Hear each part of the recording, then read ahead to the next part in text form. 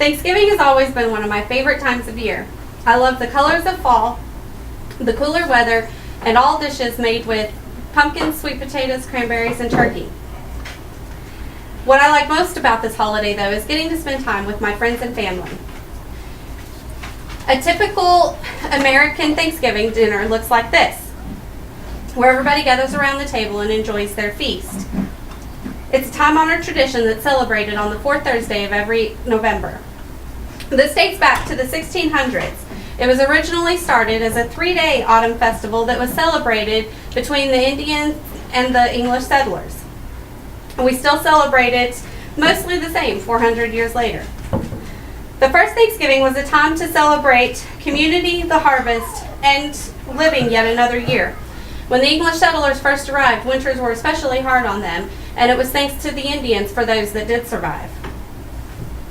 The first Thanksgiving was celebrated in October of 1621, a year after the English settlers had landed at the Plymouth colony. They were joined by the Wampanoag Indians and their chief, Massasoit, and 90 of their tribesmen, according to the World Dictionary.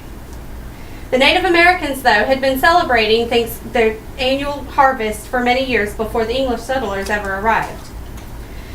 A traditional meal for us consists of turkey, mashed potatoes, sweet potatoes, green beans, corn, and cranberries, and then pumpkin pie for dessert.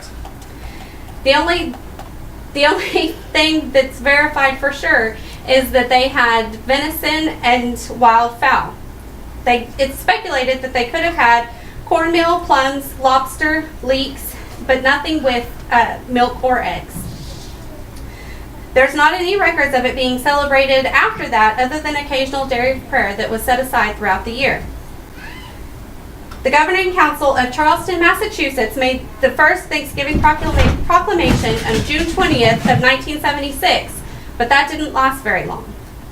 The second attempt was made by George Washington in 1789. At that time, though, the Americans didn't think that the Pilgrims' hardships were worth setting aside a day of remembrance. In 1863, though, Thanksgiving finally became a national holiday as President Lincoln signed the bill. It was consistently celebrated over the next 75 years on that fourth Thursday of November. In 1939, President Roosevelt tried to move it up a week to allow more time for people to shop for Christmas.